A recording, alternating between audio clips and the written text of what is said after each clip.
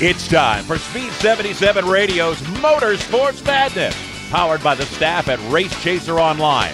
Today's racing news, yesterday's racing history, and now here are your hosts, Jacob Seelman, Tom Baker, and Kyle Magda. And it's time to rock and roll with another round of Monday Night Motorsports Madness here on the Performance Motorsports Network. And good evening. I'm Jacob Seelman alongside the aforementioned Tom Baker, Kyle Magda, James Pike joining us as well here at the round table, as we have got a lot to talk about over the next 2 hours. So we're going to get right to it. Tom, long weekend at Martinsville. We had a lot of beating, a lot of banging, a lot of ruffled feathers, a lot of ruffled tempers, a lot of wrinkled sheet metal, and at the end of it all, 31 races, almost a year, and Toyota is finally back in victory lane, coincidentally enough, by the same guy who won them their most recent Sprint Cup race at Talladega in May of last year, Denny Hamlin.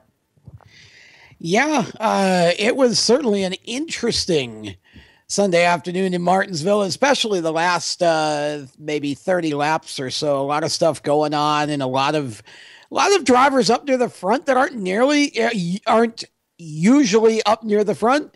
Denny Hamlin doing a great job, and it just goes to show that you got to hang around till the end of these races, because you just never know.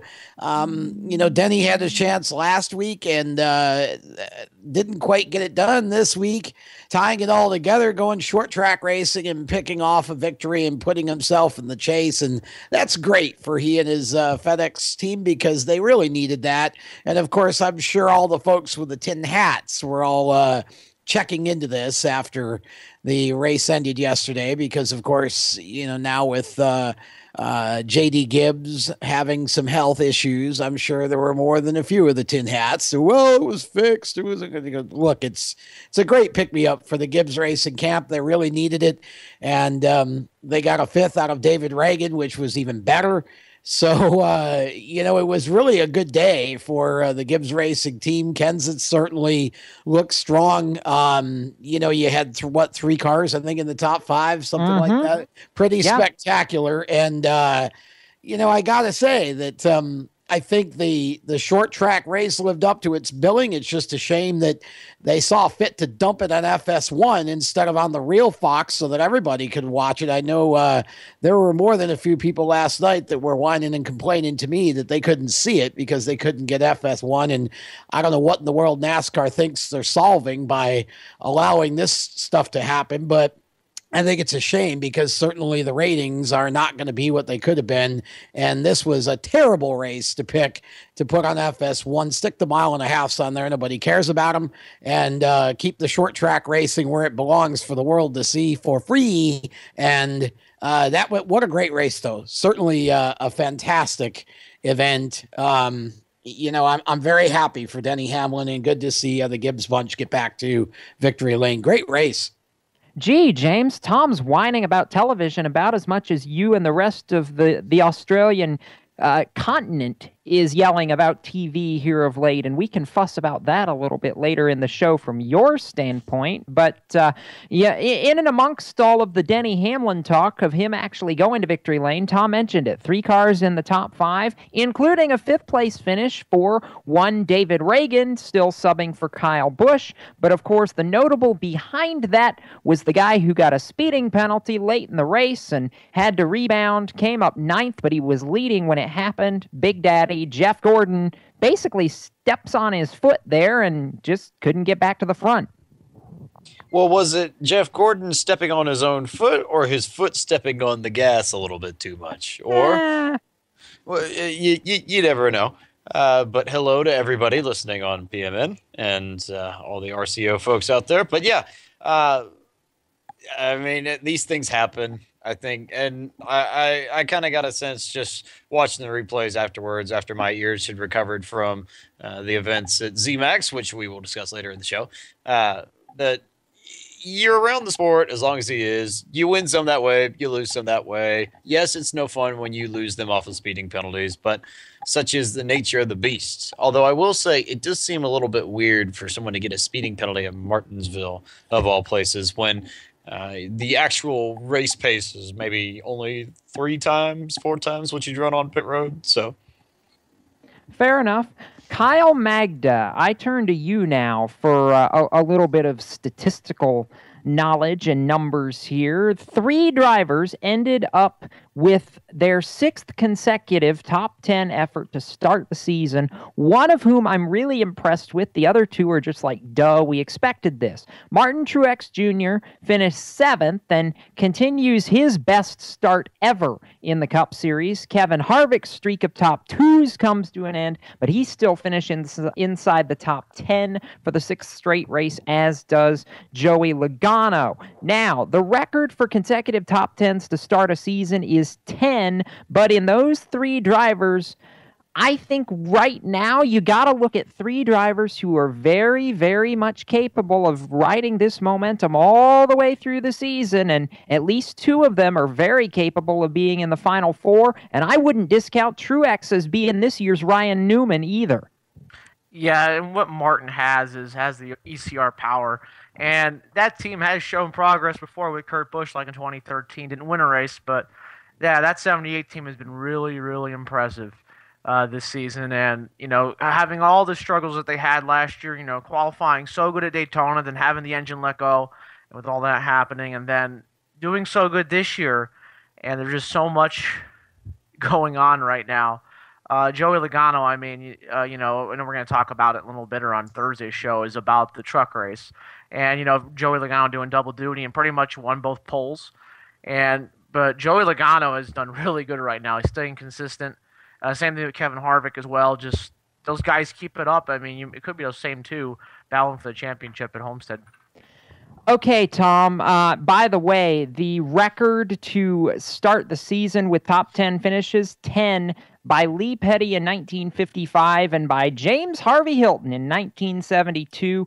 The longest, yeah, there we go. It's the longest top 10 streak to start the season since Biffle had 6 in a row to start in 2010. So that doesn't happen often. But you look at Kevin Harvick. Are we shocked that he wasn't able to do more than he did at the end of that race on Sunday? Because he led the most laps, 150 some odd laps on the day, and yet, come crunch time, the closer wasn't closing. I was rather shocked. Well, I'll be honest with you. I don't find it that shocking. I think that it's a short track race. I mean, not everybody's going to finish in the top 5 in a short track race. And Kevin Harvick ran really, really strong. But there at the end, I don't know if it was a situation where he ended up with a bad set of tires or a bad change or whatever. He just wasn't competitive.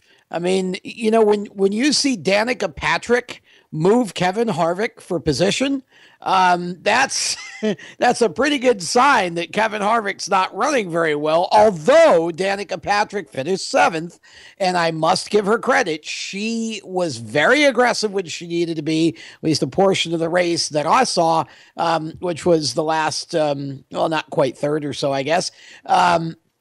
She was very aggressive when she needed to be. She drove a very smart race. She drove with confidence. The car was underneath her, and she had a great run. But nonetheless, Kevin Harvick just didn't have a great finish. He was due. Let's face it. I mean, every team out there has bad shows during the year, and Kevin Harvick's been on such a good roll. He was due for some bad luck, and that's kind of what happened there at the end. He got freight trained and could not get back down.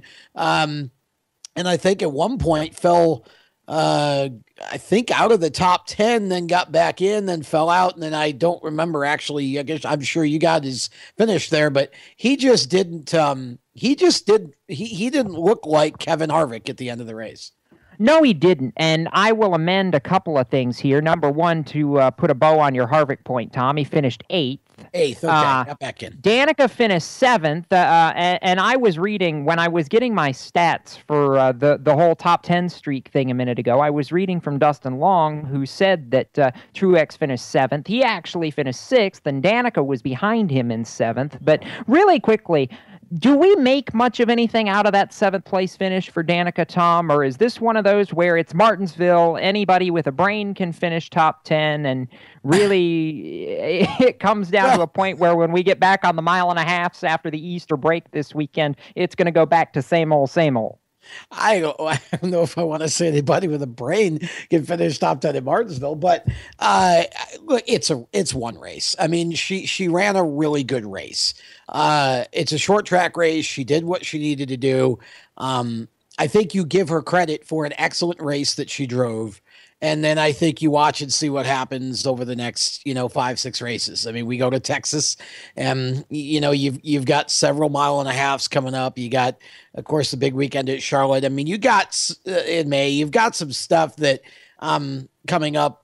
I need to see a bigger sample size. I don't believe that this is, everybody's running around. Wow, she tied the most top 10s for any female competitor. There aren't that many female competitors that have run that many NASCAR races, folks. Let's not overdo this. And Janet Guthrie did it in junk. She did not have great equipment when she raced. Danica's got championship equipment underneath her. I give her all the credit in the world for the race that she drove on Sunday, but I'm just not ready yet to call her a top 10 driver. When you look at her finishes, thank you, James Pike, 16th, 19th, 21st, 26th, and 27th this year. Other than this one race, I'm sorry, folks. This was a great race, and that's all it is. I'm not ready yet to anoint Danica a chase driver, even though she's in 16th in points right now, I think. Yeah, she is, because there is one winner behind her, I believe. She is right now provisionally the first driver out of the chase grid. I'm going to check on that number during the first commercial break here, and we will be around the turn with more NASCAR conversation, including Kyle Larson being out of the 42 car on Sunday afternoon. That, plus a look at the truck race, coming up right after this. You are listening to Motorsports Madness on the Performance Motorsports Network. How would you like to win a brand new Corvette? Larry O's got all the details. WinYourNewCar.com. Enter America's #1 dream car giveaway contest at WinYourNewCar.com. Complete the puzzle the fastest and win a new Corvette tax-free. Come on, stop dreaming, start driving with WinYourNewCar.com. Car problems? You can trust your local Cotman man. Cotman has a 40-year history as a leader in car repair and making happy, satisfied customers. Whatever's wrong with your car, SUV, or truck, Cotman will check it out free using state-of-the-art diagnostic equipment. Don't take chances with your car. Bring it to Cotman and let your local Cotman man show you why they are America's transmission and total auto care experts. Visit Cotman.com to download money-saving coupons. Cotman. Real service, real fast. You know that phone call is going to come at the worst possible time, right at the end of the game. Fourth quarter, fourth down, and 1 yard to go. They're piling up, but you can't watch that. You got to get that car off the road. This could have been prevented if you have taken advantage of Cotman's free TransCheck 21. Here's a chance to have us look at your car and head off any problems that could happen that could interrupt that game. Again, it's a free check. Come see us. See Leonard and the fine folks at Cotman of Manassas, 9113 Mathis Avenue in Manassas. Give them a call at 703-365-7200. Media sales professionals with agency experience. If you're frustrated with your current position, unrealistic quotas, and inept management, if you're a sales machine and you simply will not take no as an acceptable reply, if you're looking for a rapidly growing company with unlimited sales potential for commissions in the hundreds of thousands of dollars, if you're searching for a high-tech, forward-looking, laid-back, but extremely professional organization who appreciate your skills and dedication, we have your next opportunity. Scorpion Radio Group is building a sales team of self-starters who are motivated. Your imagination is the only limit here. Call 717-749-0444 or email us at scorpionradiogroup@gmail.com.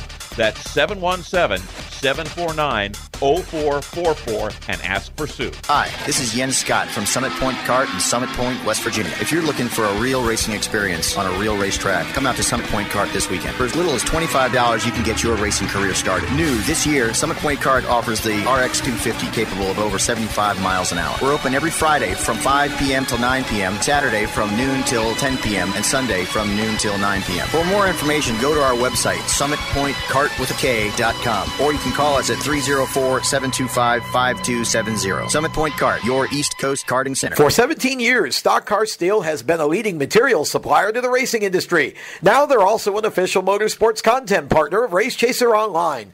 The biggest names in NASCAR trust Stock Car Steel for all their raw materials, such as carbon steel, chrome moly, DOM, aluminum, plastics, and much, much more. You can't build a race car without the basic materials, and Stock Car Steel is the place to get them. Don't forget to also visit Stock Car Steel's sister company, SRI Supplies, for racing and industry. SRI is your #1 source for all your shop supply needs. Nuts, bolts, rivets, tapes, adhesives, cutting tools, chemicals, body shop supplies, paint shop supplies, lubricants, and more. A well-stocked race shop is a winning race shop, and the road to winning begins with 3 letters, SRI. For more information, visit stockcarsteel.com and SRI-supplies.com. You can also find them on Facebook at Stock Car Steel and Aluminum, or call either company toll-free at 1-888-752-7272. Time to get back to tonight's Motorsports Madness. Here are the only 3 of a kind that beats a full house. Jacob Seelman, Tom Baker, and Kyle Magda.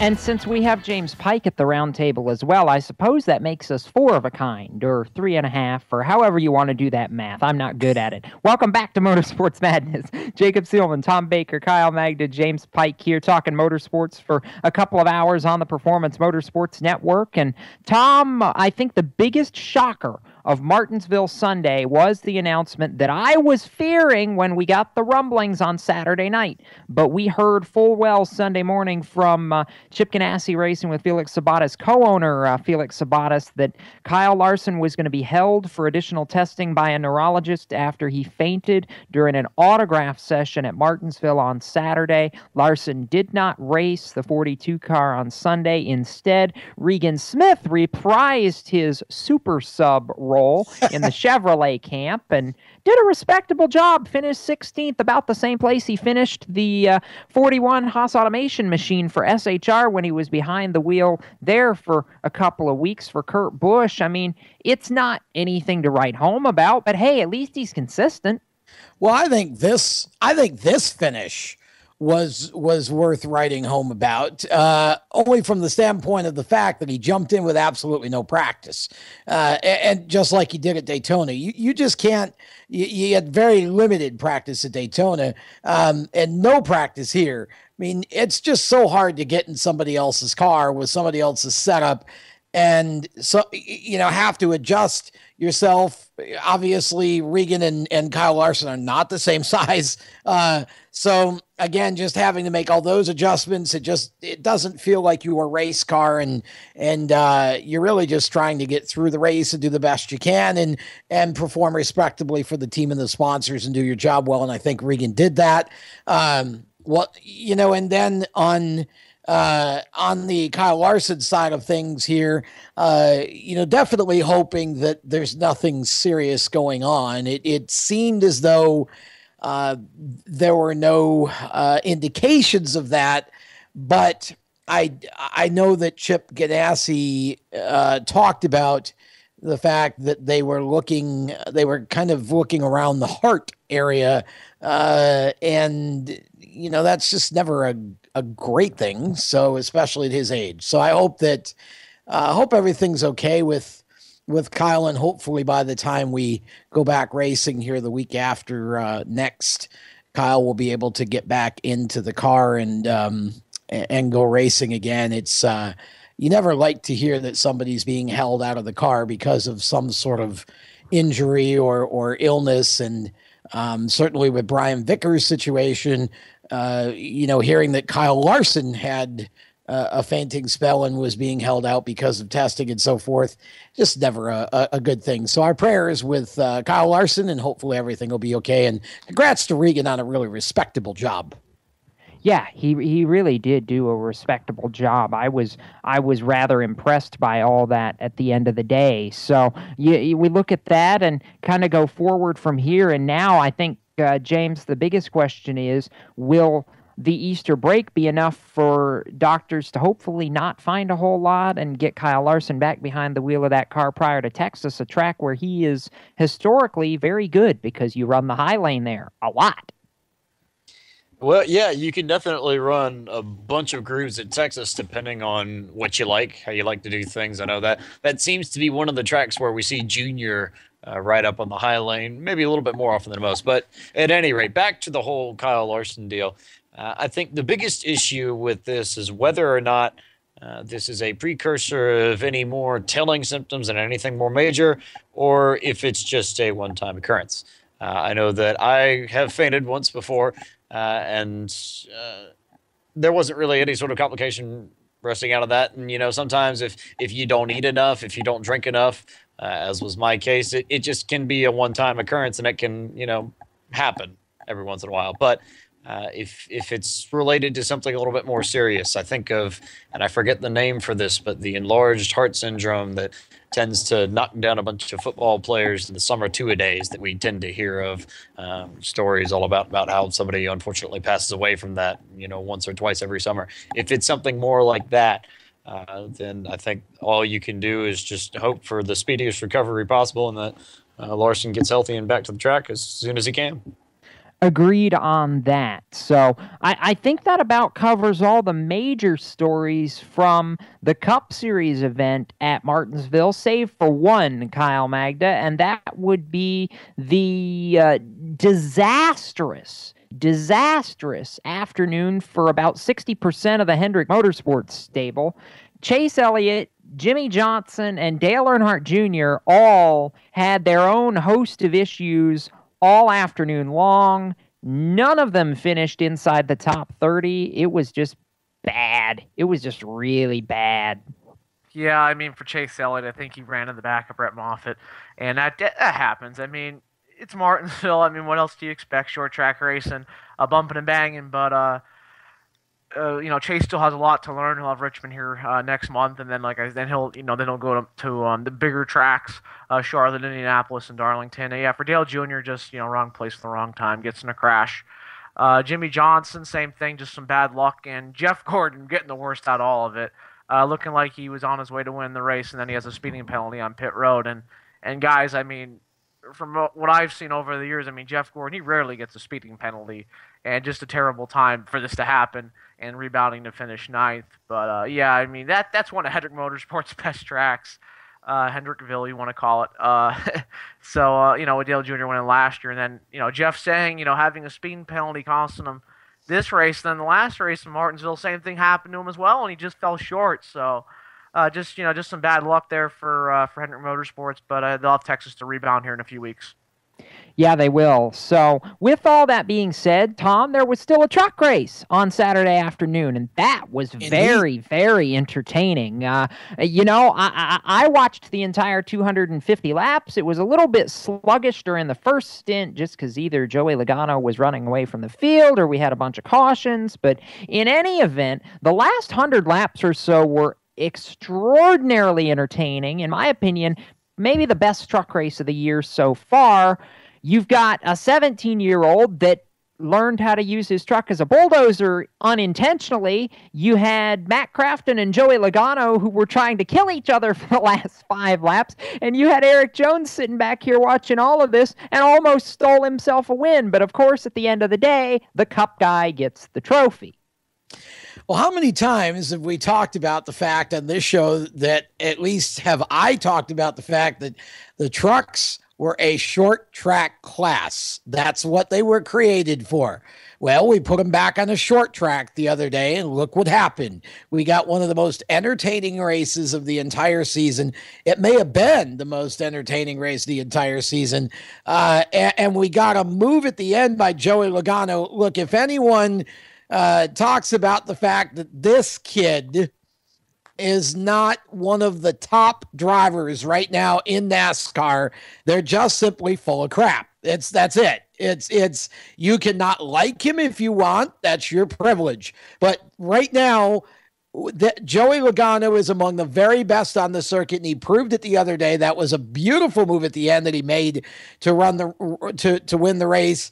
I'm not a fan. I have never been a fan, never will be a fan of Cup drivers moonlighting. I really Cole Custer would have been the story, but of course, I don't know that Cole made a lot of friends at the end either, but certainly what an amazing finish that was. And, as long as NASCAR is going to let these guys moonlight, if Joey Logano is going to make a move like that, then he deserves to win. I mean, it's not my cup of tea. I like seeing the guys from within the division get the wins and get the glory. I think it makes a better story, but it was a heck of a finish. And it was from the highlights that I saw, it looked like it was a great race. And certainly I think if nothing else, it shows that Junior Motorsports Cup effort with Cole Custer on board is going to be a force to be reckoned with no matter where he goes at this point. Their truck got up to speed in one heck of a hurry. Oh, did it ever. Kyle, are we excited about Cole Custer having 9 more races to go? Because I am. I think so, and he'll have those K&N and ARCA starts as well, so it won't just be the truck series, but we just see him keep progressing more and more and being a threat on Saturday. There's more to see out of him. I think his next race will be at Dover. So he just keeps getting better and better, it seems. It just seems like with Loudon was doing, had such a dominant performance. And now with Martinsville, just being finished up here, just really driving like a veteran in some instances. Going to really be interested to see how he runs with the ARCA car and probably those select K&N races here down the road. I will definitely agree to that, and I do think he wins another truck race before the end of 2015. I think honestly, Tom, that's only a matter of time. JRM's got the equipment. They've got the talent with the guy behind the wheel. He's going to win at least one of those races this season. Oh, I would think so. And, I think eventually you will see Junior in a truck too. And I wouldn't be surprised. And I'm not thinking it's obviously not going to be this year, but a year, maybe 2 down the road, I would be surprised to see Jeff Gordon in a JRM truck for a race like this either. This is exactly the type of thing that Jeff Gordon would like to do after he steps away from full-time competition. And, okay, so Tom, you just said you don't care for moonlighting. So are you going to be happy about this? Well, look, the rest of them are going to do it. Let's let Junior and Gordon do it too. At least it'll be entertaining to watch because it's only going to be a 1 or 2 time thing. You're not going to see that much of it. Whatever, but it was a great race. And again, the trucks work best on short tracks. I love it. The highlights I saw. I really wish I'd have watched the whole race from the start, but spent some time at the dragway instead. Hey, you know what? Drag racing's fun. We'll get to that a little bit later. Yes. Right now, we're going to do some business. And when we come back, we're going to talk open wheel because some Juan Pablo guy won a race over the weekend. That's coming up around the turn. Right now, you are listening to Motorsports Madness on the Performance Motorsports Network. How would you like to win a brand new Corvette? Larry O's got all the details. WinYourNewCar.com. Enter America's #1 dream car giveaway contest. At WinYourNewCar.com, complete the puzzle the fastest and win a new Corvette tax-free. Come on, stop dreaming. Start driving with WinYourNewCar.com. You hear that? That's the sound of America's only sports car. That's right, it's a Corvette. But not just any Corvette. It's your Corvette. It's that who cares if there's traffic part of your day. And this can be you when you come to Cooper Corvettes. With 60 years of Corvettes to choose from, there's always a Corvette in your budget. And they'll service any Corvette you bring in. Cooper Corvettes on Route 1 just north of Quantico and Triangle. Call, click, or visit CooperCorvettes.com. Hi, this is Jens Scott from Summit Point Kart in Summit Point, West Virginia. If you're looking for a real racing experience on a real racetrack, come out to Summit Point Kart this weekend. For as little as $25, you can get your racing career started. New this year, Summit Point Kart offers the RX 250 capable of over 75 miles an hour. We're open every Friday from 5 p.m. till 9 p.m., Saturday from noon till 10 p.m., and Sunday from noon till 9 p.m. For more information, go to our website, summitpointkartwithak.com, or you can call us at 304-725-5270. Summit Point Kart, your East Coast karting center. In the race of everyday life, it's nice to have the green flag, but drivetrain problems are the pits. A fully remanufactured engine, transmission, or differential from Jasper Engines and Transmissions costs less than a new vehicle and comes with a 3-year, 100,000-mile nationwide transferable warranty.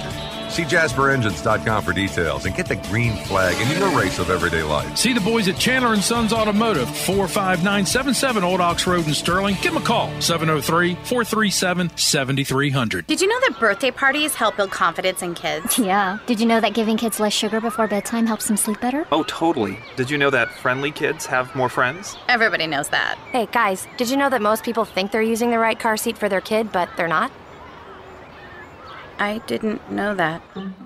Parents who really know it all know for sure that their child is in the right car seat at the right age and size. Visit safercar.gov/the right seat to make sure your child is protected. Brought to you by the National Highway Traffic Safety Administration. Packers. Vikings. Red State. Blue State. We come from different places. Uptown.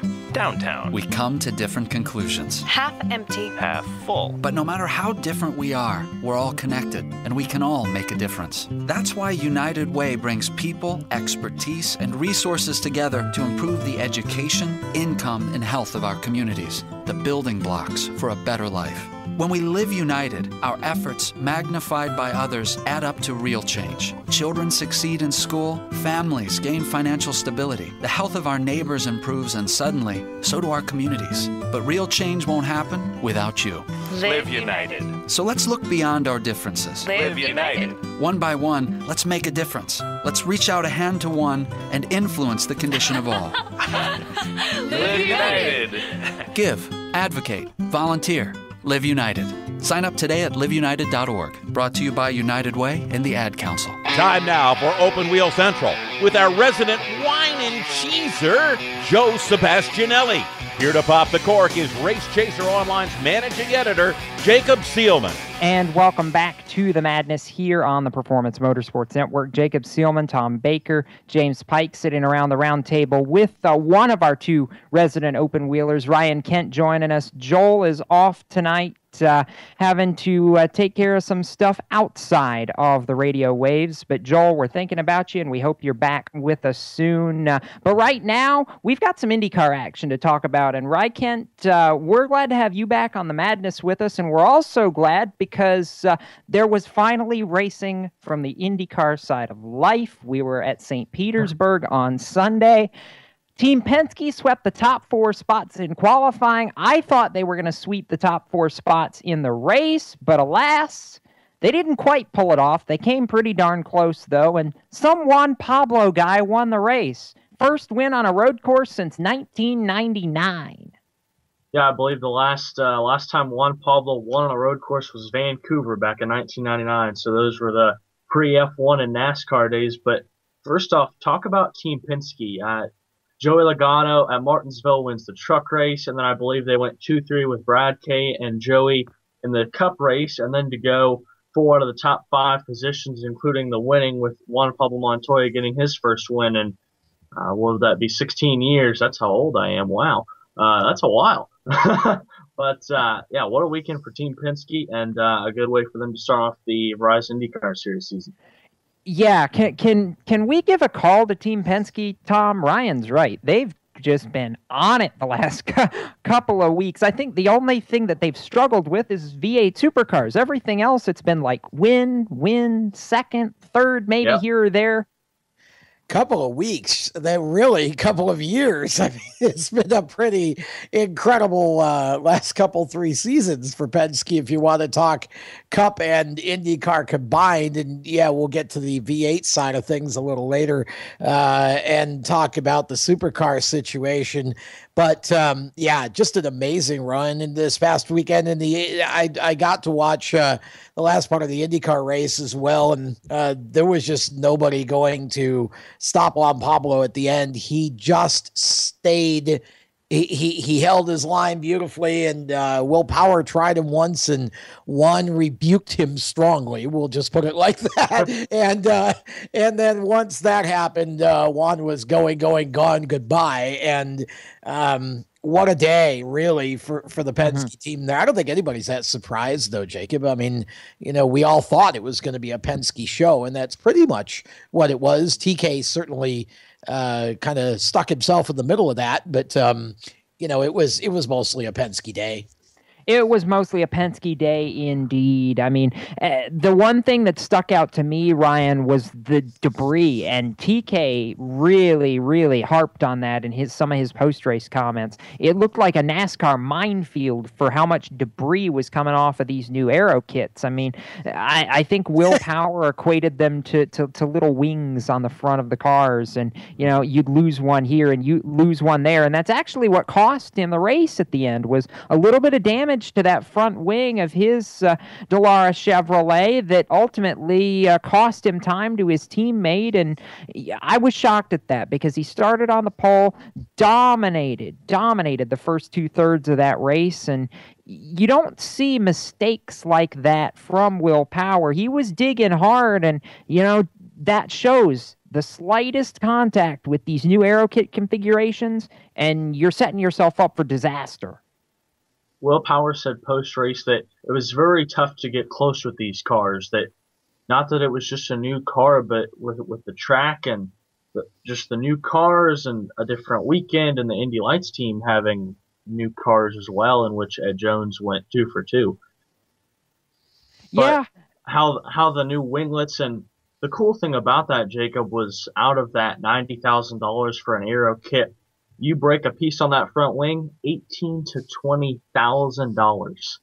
$20,000 for a little mistake like that. But the good thing, in which Chevrolet and Honda kept in mind, was how much the rear downforce with these front wings. To where if you take off a piece, it doesn't upset the balance. So that when you're turning left, you're not having the rear end come out a little bit. There's no issues there. So on the engineering side of things, they kept it in mind, and they were able to keep the balance in the cars evenly distributed. Fair enough. And, you mentioned Ed Jones. Can we give a shout-out to him for the Indy Lights doubleheader at St. Petersburg? I mean, Carlin, Ed Jones, they were dominant all weekend long, wins both races, leads the most laps, and what more can you say? Max Chilton's debut with Carlin was not anything to write home about, but this kid is the real deal. Yes, he is, and actually in both races they had the same finishing three. Jones coming in, obviously, in victory lane, but the same podium. Jack Harvey finished second both races. Spencer Piggott finished third. I talked to Spencer a little bit yesterday just through some text messages, and he just said, hey, the car had a lot of rhythm. He felt really good in the car. He's ready to make a championship run, and I really like that Carlin coming over from Europe in their first race, their first time in St. Petersburg, obviously, anywhere in America, that they were really smooth, and Ed Jones obviously showed that in a dominating fashion. Yeah, he very much showcased it and did a great job. You talk about sweeps pro Mazda.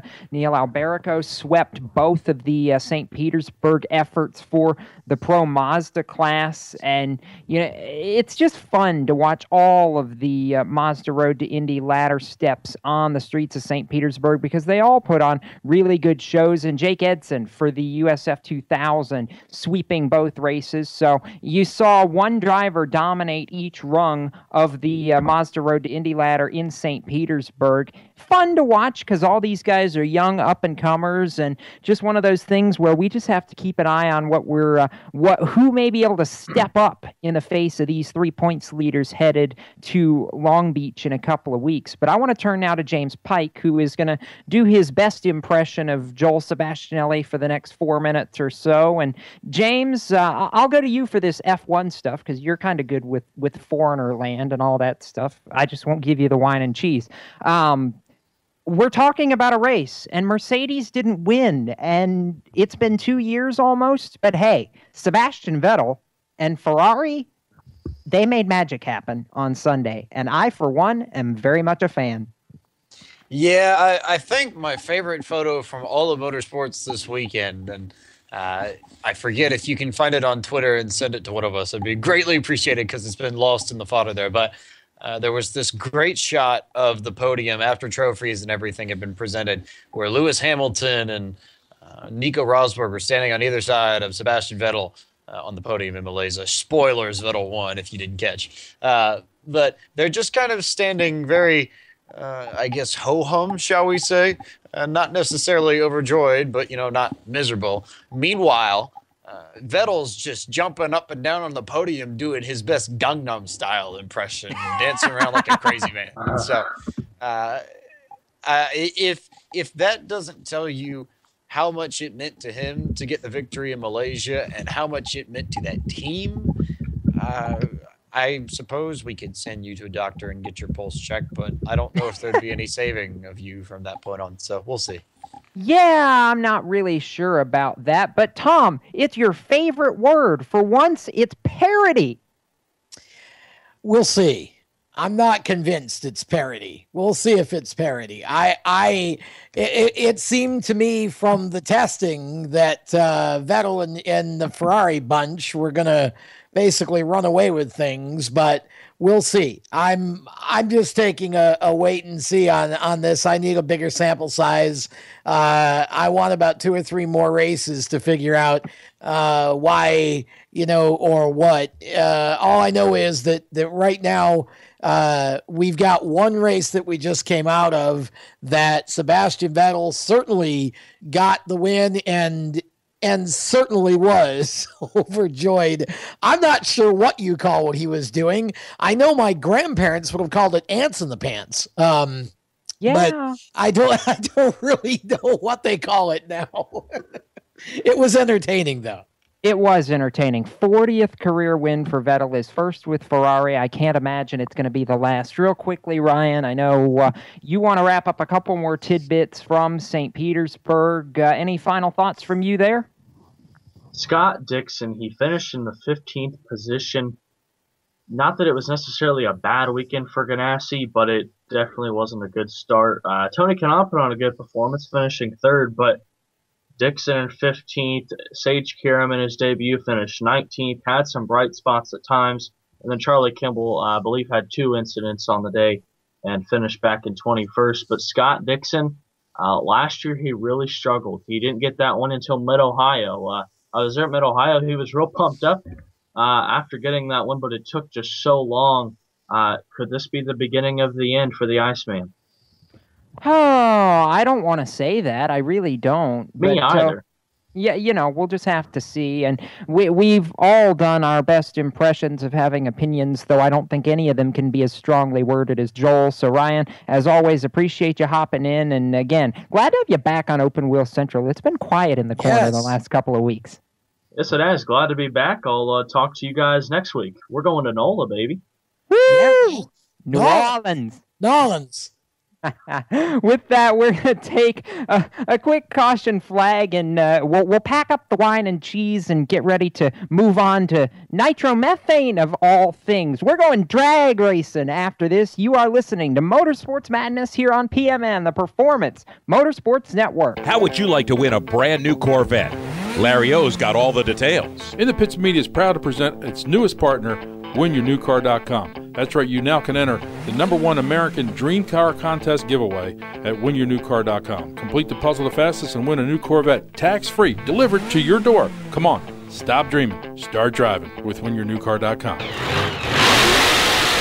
Did you know that birthday parties help build confidence in kids? Yeah. Did you know that giving kids less sugar before bedtime helps them sleep better? Oh, totally. Did you know that friendly kids have more friends? Everybody knows that. Hey, guys, did you know that most people think they're using the right car seat for their kid, but they're not? I didn't know that. Parents who really know it all know for sure that their child is in the right car seat at the right age and size. Visit safercar.gov/the right seat to make sure your child is protected. Brought to you by the National Highway Traffic Safety Administration and the Ad Council.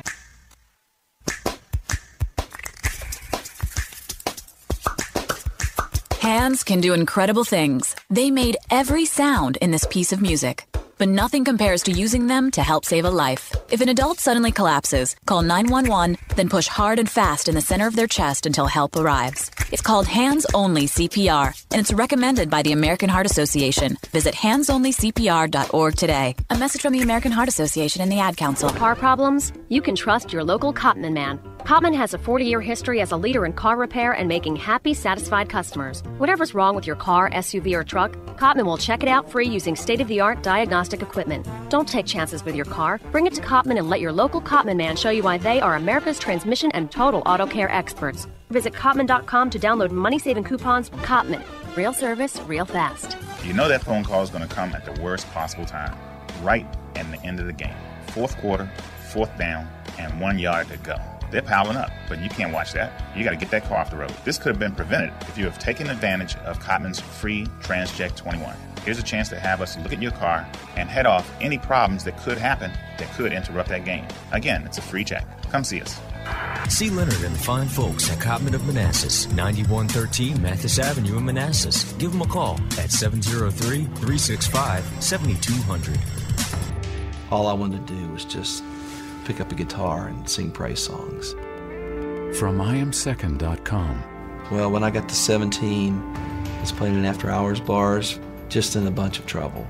Grammy Award winner Michael W. Smith. Smoking that first joint and feeling so guilty about it.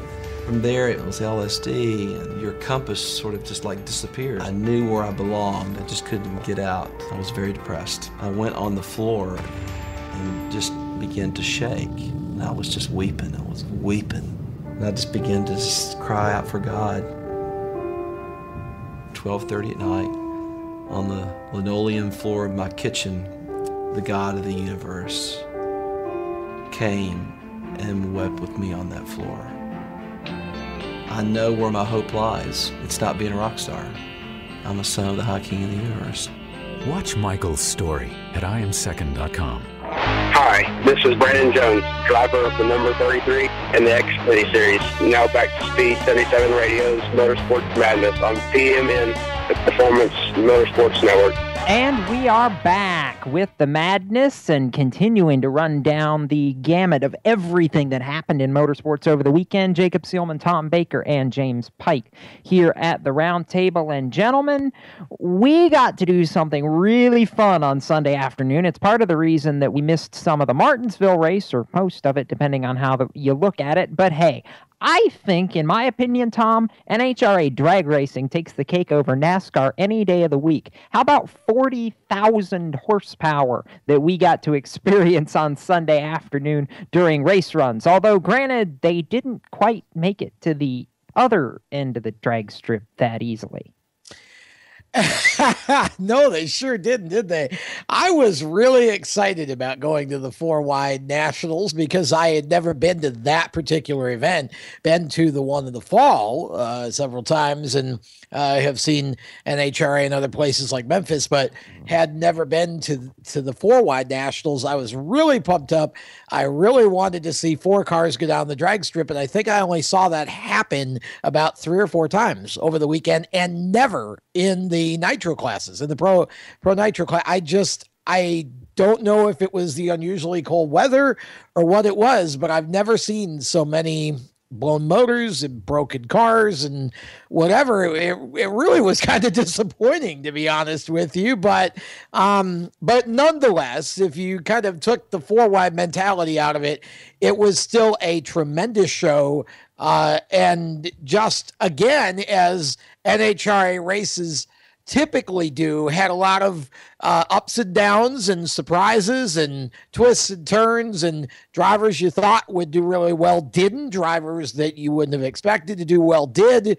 I mean, you just almost really don't know where to start in terms of analyzing the race from that standpoint, but it was a great time, and just really excited to go back there for it again next year, hopefully, and be a part of that. And hope to see 4 cars go down the strip and make it all the way to the finish at 100%. More than what we did this past week. That was just strange. I was expecting better. I don't know if typically that might be the way it happens, but just didn't seemed a little disappointing in that sense.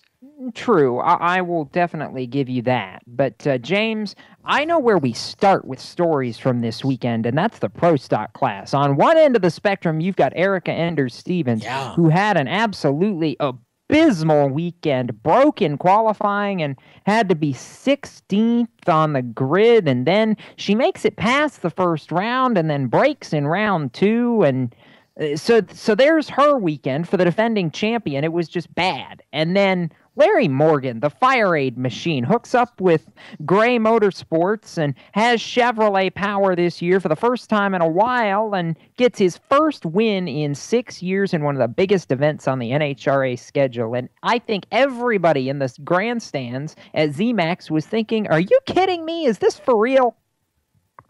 Well, maybe a little bit of "Are you kidding me? Is this for real?" But yeah, definitely your prototypical feel-good story to see a guy like Larry Morgan finally get back to the winner's circle. I was trying to put a frame of reference on it and think of 6 years back what was going on then, and the best thing I could think of was that we still had X-Wings racing in the Sprint Cup Series. So, it's been a little bit.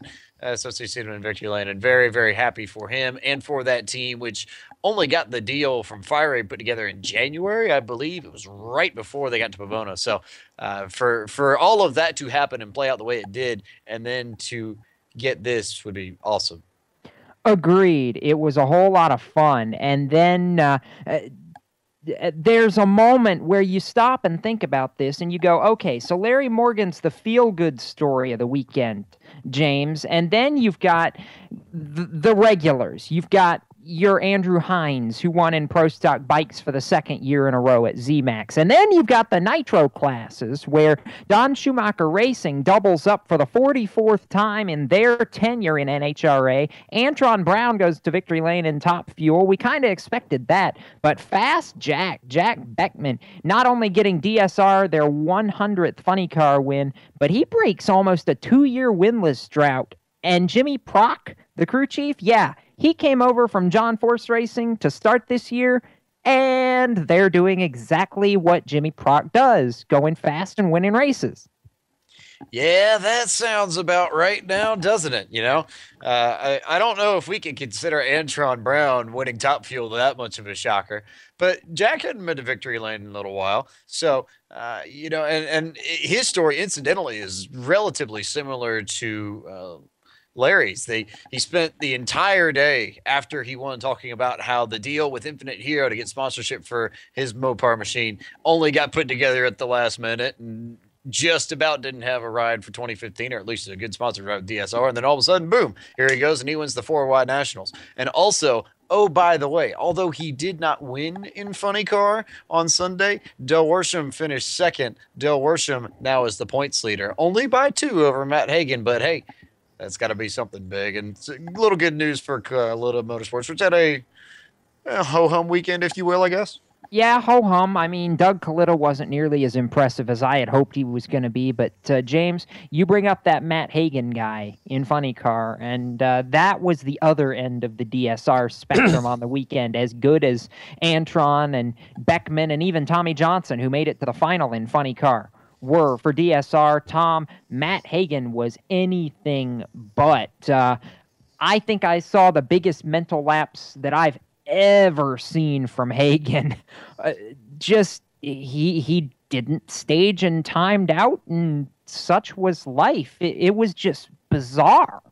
What a strange situation. I mean, I don't think I understand enough about the NHRA deal to really know completely what happened there.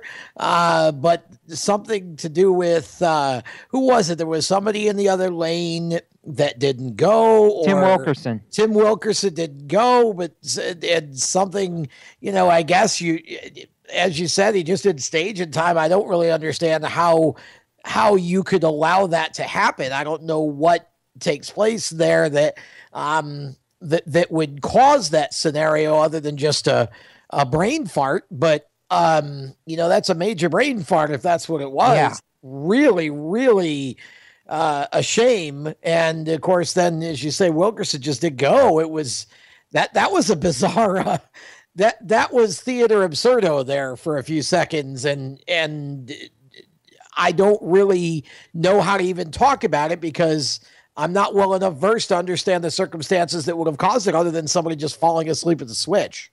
Well, here, I'll lay it out like this really quick, and James and I can maybe bounce back and forth on this, because the way the Christmas tree works in NHRA, you get 7 seconds once the first car stages, turns the bottom half of the light on, in order for everybody to stage, and then you get the yellow lights and then the green lights. So, James, basically what happens is the 7 seconds went by and Matt Hagan didn't stage. You talk about this, they only do the 4-wide thing once a year. It's possibly as simple as he was looking at the tree and didn't realize that it was his light that wasn't lit up for staging. I mean, you look at that and go, they only do this whole 4-wide thing one time a year, so it can mess with your head just a little bit. And we heard a lot of drivers talk all weekend about that, how it was so difficult just because of the nature of the event. You've got 4 lanes running. When you're going 2 at a time at every other event throughout the season, you're not used to having to look at not only the lane next to you, but especially if you're on the outside lanes, 1 and 4, the lane next to that and the lane next to that. It's extra amount of variables thrown in there, and I've got to believe that somewhere within that gigantic set of abstracts is the reason as to why Matt Hagan couldn't get that thing staged in time. Well, I was thinking about, the whole scenario of all of the various lane swaps that everybody was doing over the weekend too. I mean, that was, I think that must be a 4-wide thing as well, because I don't recall that ever being so prevalent at, the normal events that I've gone to, but I was considering calling for a seat swap here before the segment, but I thought half our audience wouldn't probably get the reference. So, but it was confusing, and I feel bad for him because, it's not like you can cover that up. I mean, it happened in front of God and the world and all the ESPN viewers. So just one of those scenarios, I guess, but certainly a very tough break for him. And as you say, a very rare mental mistake. And that's why I said there were so many twists and turns throughout the 2 days at ZMAX that it really kept it interesting. And that's one thing I love about drag racing is you get a lot of that. You can predict the winners, but you're really just basing it on past stats. I mean, it from a given weekend to the next, you really never know. There's so many possible winners in that type of racing. Agreed. And really quickly, a couple of points. I mean, we had rain on Friday that washed out qualifying. Everybody was only able to get 2 runs of qualifying in, which threw everybody for a loop. You've got the new surface, which really threw everybody for a loop. And James, I think that's part of what we saw cause all the problems with people getting down the track, is people were trying to get too much out of that new surface, and it came back to bite them. And came back to bite them, and it came back to bite the fans a little bit, because we very rarely actually saw a full set of passes where you had all 4 cars making it down to the end within a decent amount of time. But that being said, the just sheer thunder, having never been to an NHRA event before this weekend, not even NASCAR can replicate the feeling in your toes when all of that horsepower comes right past you. It's an adrenaline rush and a thrill that you're not going to find anywhere else. And quite frankly, Jacob, I'm looking forward to getting back to Carolina Nationals when they come back to ZMAX in September. Oh, yes, I'm rather excited about that. But congratulations going out to all the winners that we mentioned of the 4-wide Nationals, and they head to Vegas for their next round of the NHRA Championship. Right now, we head to commercial and come back with our second hour. In a moment, we're getting down and dirty with Steve Ovens after this on the Performance Motorsports Network. How would you like to win a brand new Corvette? Larry O's got all the details. Enter America's #1 dream car giveaway contest at winyournewcar.com. That's right, winyournewcar.com. Complete the puzzle the fastest and win a new Corvette tax-free, delivered to your door. Come on, stop dreaming and start driving with winyournewcar.com. You hear that? That's the sound of America's only sports car. That's right, it's a Corvette. But not just any Corvette. It's your Corvette. It's that who cares if there's traffic part of your day. And this can be you when you come to Cooper Corvettes. With 60 years of Corvettes to choose from, there's always a Corvette in your budget. And they'll service any Corvette you bring in. Cooper Corvettes on Route 1 just north of Quantico and Triangle. Call, click, or visit CooperCorvettes.com. Before a disaster turns your family's world upside down, it's up to you to be ready. Get a kit. Make a plan. Be informed. Learn how at www.ready.gov. Brought to you by the Federal Emergency Management Agency and the Ad Council. On the air, you may know me as the man about motorsports. Actually, I've been the man about insurance for over 30 years. With one call, I can cover your life, health, auto, home, and business insurance. Recently, I saved a young couple over $500 on their annual car insurance bill. No gimmicks and no green lizard. So if you think your insurer is really your good neighbor who is on your side because he is holding your money in his good hands, think again. Call me, 703-631-8000. I have dozens of insurance companies waiting to give you the protection you need and deserve. It may take more than 15 minutes, but you'll receive sound advice, quality professional service, and an honest opinion. That number again, 703-631-8000. Ask for Larry O. Did you know that birthday parties help build confidence in kids? Yeah. Did you know that giving kids less sugar before bedtime helps them sleep better? Oh, totally. Did you know that friendly kids have more friends? Everybody knows that. Hey, guys, did you know that most people think they're using the right car seat for their kid, but they're not? I didn't know that. Parents who really know it all know for sure that their child is in the right car seat at the right age and size. Visit safercar.gov/the right seat to make sure your child is protected. Coming to Tampa Bay, I said we want to win a Super Bowl, and I believe we will. From IamSecond.com. We came close, but never really did win that championship. Former NFL head coach Tony Dungy. At the end of my 6th year, I was fired, and it was one of the biggest disappointments of my life. Next year, I'm in Indianapolis, get to the playoffs, but get knocked out again. And for the next couple of years, it's the same thing. Everyone is saying Colts are never going to win one. And I did wonder, why didn't it pan out the way I thought it would? But I determined that I had to have Christ first, and that everything else came below that, including my own desires. The next year, that ended up being our year to go to the Super Bowl and win it, and it was a wonderful feeling.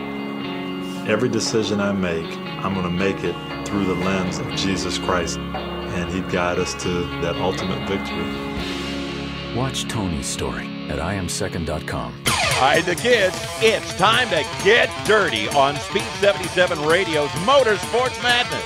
Here are your hosts, Jacob, Tom, and Kyle, with Turn 5 Live curator of Casa de Pork Chop, Stephen Ovens. And we are back here on the Madness. Kyle Magda going to rejoin us in a little bit, but Jacob Seelman, Tom Baker, James Pike at the round table with Dr. Dirt himself, Steve Ovens, joining us on the line now. And hey, Steve-O, I've got a pop quiz for you, because this weekend in the world of Outlaws really looked like, well, about the past 6 years or so, because the only two champions we've had in that time both scored victories over the weekend. It's the Donnie Schatz and Darren Pittman show again. It was, and it was finally an opportunity for those guys to say, okay, guys, you California kids, you can have your fun, but we're still the world of Outlaws. We still know how to get it done.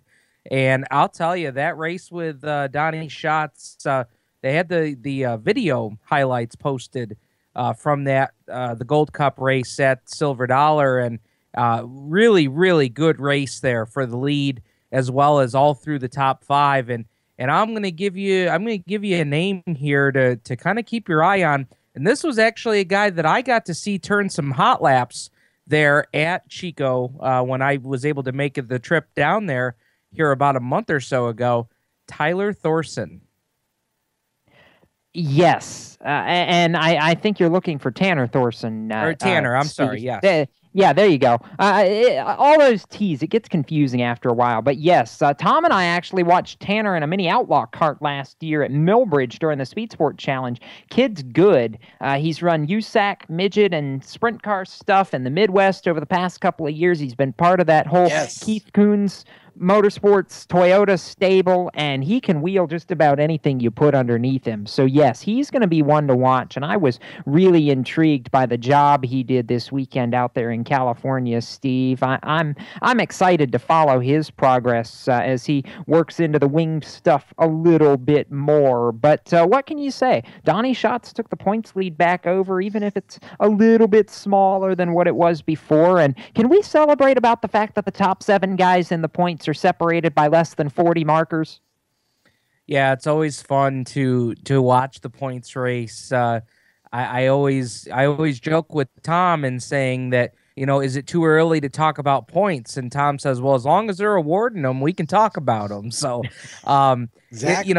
it's never too early to talk about points. But yeah, this is the time of the year where it really gets kind of fun, because everybody is so close together. They're bunched so close in points right now that, a good race for the 7th place guy and a bad race for the point leader could see the whole deck there get shuffled in one race, not a group of races, somebody that gets on a hot streak, so to speak. But I will say this, though, is we're already, we're just getting ready to put a bow on March and get April started, and Donnie Schatz already has 3 wins. So if anybody had any inkling that, well, maybe this is going to be the year that Donnie has a little bit of a down year. I mean, they don't have, the team it doesn't have Steve Kinzer full-time on tour. Maybe this is going to be one of those years that's going to be kind of an up and down year for them. Well, I think you can put that thought on hold, because now Schatzy is the first 3-time winner in 2015. Yeah, I think we're all basically of the opinion that it's Donnie Schatz's world, and the rest of us are just living in it right now, Steve, at least on the World of Outlaws side. So we will say our congratulations there, and I'm glad to see Darren Pittman get another win already on the season. It seems like Dirt Car Nationals was already a long time ago, so they needed a spark to get that 9 crew back rolling in the right direction, and now they've got it. The Outlaws headed to Placerville next in a show that's co-promoted by Brad Sweet. So I don't want to be the one to bring this card up, but you don't think the 49 is going to have a little bit of a vested interest in trying to win that race, do you? Well, I'm sure that, that is the storybook ending that we all want to be able to write. And Brad is running well right now. I mean, he was battling for a top 5 position at Chico. He comes home with a 4th place finish at Antioch Speedway, and so now he's got himself a good rhythm going right now, and I think that is something that Brad really thrives on, is keeping that momentum rolling and bouncing back when they have a bad run or when they have a crash. I mean, it kind of makes me think back to last year after that horrific accident that he was able to walk away from, and they come back and run so well right after. So I think that, Brad is capable of striking at any point in time. And to speak about his teammate, Darren Pittman, let's not forget that those guys trashed a car out there at Stockton in a flip. And I was following them on social media during the week. And here's the challenge part for some of these guys. If you go out and wreck a car, and you got to, put a brand new one together from the bottom up, you got to pull on resources as far as shop space and where are we going to do this? Because when you're out on the West Coast and you're all the way across the country away from your race shop, sometimes that can be a little tricky. So it's kind of neat to follow along with these guys, whether you follow them on Facebook or follow them on Twitter, to kind of see what that daily grind is like. I mean, they wrecked the car at Stockton, so now they got to come back and find some shop space to be able to put the next one together. So it's those kind of things during the off season or not during the off season, but during the West Coast swing, it's really kind of fun to watch these guys, because you're out in the toter home and that's that's your house, that's your shop, that's your everything when you're out on tour out there on the West Coast. Yeah, absolutely right. So that's, one of the storylines that we'll continue to keep an eye on. But this West Coast swing starting to wrap up here. So the Outlaws soon enough going to head back to the Midwest and back towards our neck of the woods, Steve. And speaking of our neck of the woods, all the drama continuing to circulate around Rolling Wheels Raceway. And are they going to race? Are they not going to race? We know there's going to be an Outlaws show there. Beyond that, we really don't know much of anything. What's the latest? What can you tell us? Are we expecting anything much at this point? Honestly, guys, it's a major story here in New York in the Northeast, and that's why we have to keep bringing it up. I feel like at this point, this story almost needs some tough actin' Tinactin to get rid of this athlete's foot of a story that just just when you think it's over, something else comes up and gives the story life again. I mean, we thought that maybe the story was kind of over last week when I talked to you guys, and certainly on our Turn 5 Live episode. But I had an opportunity to reach out to the Speedway and spoke with a Speedway official that asked for to be an anonymous Speedway official as far as reporting goes, but they were able to tell us last week that the track being a racetrack was very much in doubt, Tom, and that was the new twist in the story that now has a lot of race fans and drivers really questioning what exactly is going to happen in Elbridge. Okay, real quick, Jacob, just make a note. Joel had Snuggies for dogs. Steve has Tough Actin' Tinactin. Two things I never thought I would hear on this show or on any show I was involved with that dealt with motorsports. But you know what? It's a really apt reference because the whole story stinks. Basically. And it's just starting to become a bad parody of itself. It's obvious that the guy who bought Rolling Wheels has absolutely no clue. Number one, what he was getting into as far as a racetrack side of things. Number two, he has no clue how to do PR or how to deal with people in a business sense. Otherwise, none of this stuff would be going on. And it's really taken one of the most heralded facilities in the central New York area and in the dirt motorsports world, and it has potentially reduced it to being closed, Steve. And that is I'm sorry, but I've tried to hold my tongue here, but I just can't. This is just pathetic what's going on right now with all that. Tom and Jacob, I'm going to throw this idea to you, and this was a conversation that I had, I needed, or a conversation that I had on Thursday night. How incredible would it be? Not incredible in a good way, but how sad will it be if we lose Rolling Wheels Raceway in 2015 and potentially losing Super Dirt Week at the New York State Fairgrounds after 2015? Ow. Yeah. I don't even want to think about that. That just makes me cringe. Anyway, on a brighter note, guys. Yeah, on a brighter note, guys, really quick, I do want to throw out congratulations to the dirt race that I was at on Friday night. Danny Martin Jr. for the USCS 360 sprints, picking up his 21st career win, first ever at Toccoa, Georgia, the Toccoa Raceway, just across the state line. He wins the season opener and stops Derek Hagar's streak of winning the opener at 2. Hagar broke a butterfly and couldn't even start the A-main Friday night, and then cold temperatures and big crash in turn 3 on Friday night kind of nixed the Saturday show. But I had fun this weekend too. So Steve, always appreciate it, and I'm looking forward to seeing how the rest of these stories play out over the next couple of weeks, and we'll see you next Monday. Turn 5 Live tomorrow night at 7:30 too. Yes, we'll have Nate Spohr, Penn Yan graduate who now works as a pit specialist for Roush Fenway Racing. All right, so with that, we are going to shift gears yet again. James is going to stay here at the round table with us. We'll talk V8 supercars after this. You are listening to Motorsports Madness on the Performance Motorsports Network. How would you like to win a brand new Corvette? Larry O's got all the details. Enter America's #1 dream car giveaway contest at winyournewcar.com. That's right, winyournewcar.com. Complete the puzzle the fastest and win a new Corvette tax-free, delivered to your door. Come on, stop dreaming and start driving with winyournewcar.com.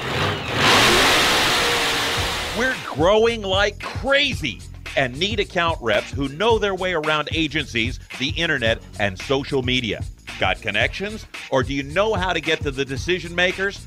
Are you fearless? We need you.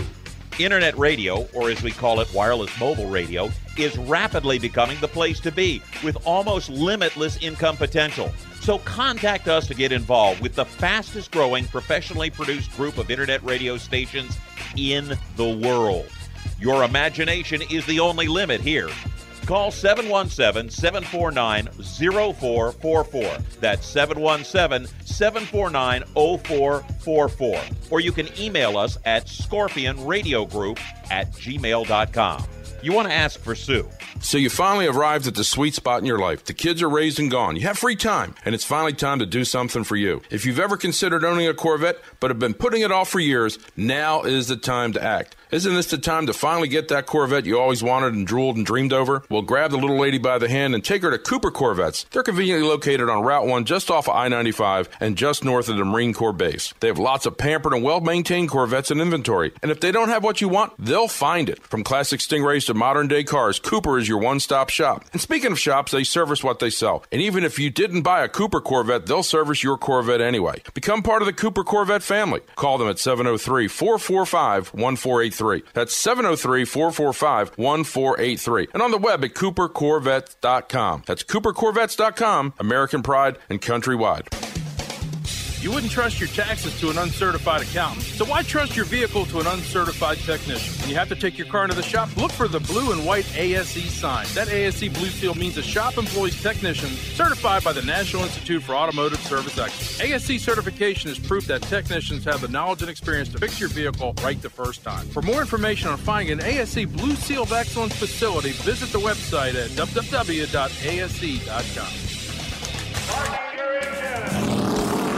Hi, this is Carl Edwards here for RAD, the entertainment industry's voice for road safety. You want to make a difference? It's simple. Be responsible. Plan ahead. Designate before you celebrate. Friends don't let friends drive drunk. Baby, you can drive my car. Yes, I'm gonna be a star. A public service message brought to you by the U.S. Department of Transportation, RAD, the National Association of Broadcasters, and the Ad Council. Hi, this is Spencer Davis, driver of the 79 Coors Light 21 meets 21 Pontiac into NASCAR Whelen Southern Modified Torque. Now back to Speed 77 Radio's Motorsports Madness on PMN, the Performance Motorsports Network. And we are back here on the Performance Motorsports Network with about 45 more minutes of motorsports conversation. Jacob Seelman, Tom Baker, and James Pike around the round table. And yeah, I don't know whether to call him Sleeping Beauty or he just was too excited about making sure he was ready for drag racing this weekend. But James, I got to give you crap for missing the Sunday portion, the big portion of the V8 Supercars weekend in Tasmania, and it was big for a couple of reasons. Number one, Craig Lowndes started on pole. Number two, Craig Lowndes shot himself in the foot. Number three, Jamie Whincup is now second all-time. He finally gets his 91st career win. I say finally. He won at Clipsal, and now he won at Simmons Plains. I mean, I can't be too surprised at that. Yeah, what is this finally you're talking about? Whincup is literally averaging a win every, 3 races this season? And, shoot, if it's like last year, he'll probably be right in the neighborhood of 14 when we get all done with it at Homebush in December. But at any rate, very big weekend on that front. Also, it should be noted that Craig Lowndes is now 1 win south of the century mark. And so now you have a heads-up battle between Lowndes and Whincup. Interestingly enough, teammates at Red Bull who are both going for not only the first man to hit the 100 mark in V8 Supercars and career victories, but the man to lead the all-time wins list. So a very fun battle, I think, going forward. But that wasn't the only thing that happened this weekend, Jacob. No, it was not. Let's see. Where do we want to start, James? I mean, Scott Pye was in for Marcos Ambrose and was surprisingly underwhelming. You've got Chaz Mostert, who continues a pretty solid run for Ford after they just mopped up with everybody at Albert Park. You've got a whole host of different things. James Courtney losing the points lead. He was really underwhelming, in my opinion, especially during the 200-kilometer Sunday race. There's guys who were really good, i.e. Red Bull, and there's guys who really weren't, i.e. just about everybody else. All right. Well, that's not entirely fair to say, since you got, let's compare the class of the field team to everybody else in the series and see how that works out. Of course, everyone else will look bad. But yeah, I'll agree with you on the Courtney point. He was underwhelming. Only finished 10th on Sunday after claiming 2 third-place finishes on the podium in the Saturday races. I feel like Courtney was responsible for the most interesting event of the weekend in part. He got into Will Davison in the beginning of the weekend, that opening lap of the first race in that hairpin in the corner at Simmons Plains, where everybody always spins around and there's always trouble. And, for once we actually saw somebody with a little bit of fire in his system in supercars. You don't really get the meetings after the holler and friendly exchanges of words between drivers in that series that you do in NASCAR, but we most certainly had one. Will Davison was not pleased with the incident that he thought Courtney was involved with. He thought Courtney had turned around. I forget the exact phrasing he says. I think it was something along the lines of, I reckon he's hit me and then got hit from behind instead of just getting bumped from behind into Davison as Courtney tried to plead his case. But very fun, I think, in a backwards way, to see somebody just get lit up like that and go after someone. Doesn't happen often, but usually entertaining when it does. You are the only person that would sit here and call a fight in motorsports fun. Okay.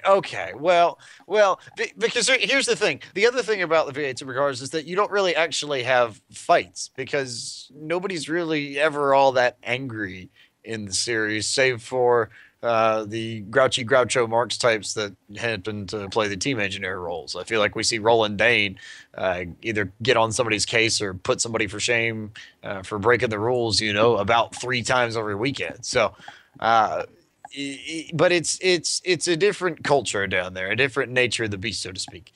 And when something like that happens, I think it's a lot more notable down there than it would be here, where, Brad Keselowski and Jeff Gordon punched each other in the face. It's just a Sunday stroll in the park in NASCAR, is it not?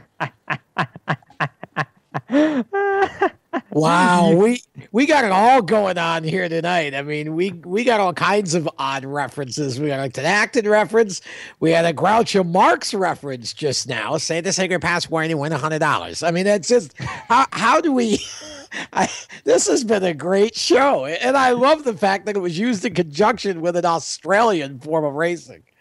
Way to go, Mikester. That was a good one. Well, we have officially lost control of Motorsports Madness.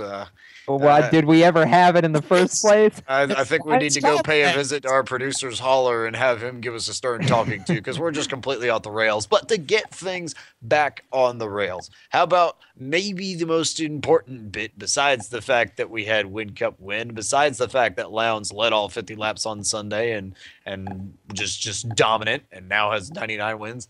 But, by the way, who's got the points lead, Jacob? Jamie Whincup. Wow, man, you're psychic. You are psychic. Now, I also watched the Sunday race. Yes. Yeah, exactly. So did I. Yes. We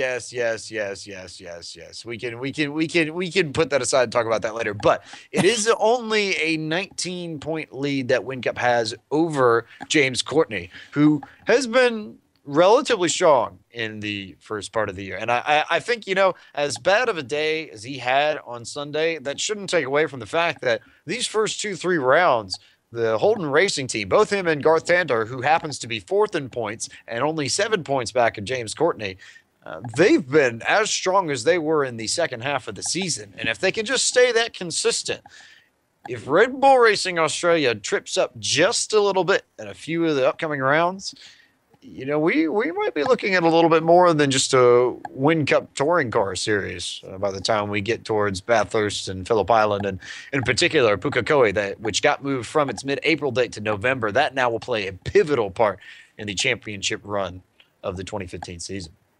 Perhaps, and you are right about Pukekohe. I'm looking forward to that round here when we get later in the season, James. But I want to make 2 more points here. And number one is one that you're going to feel like I'm kicking you while you're down. But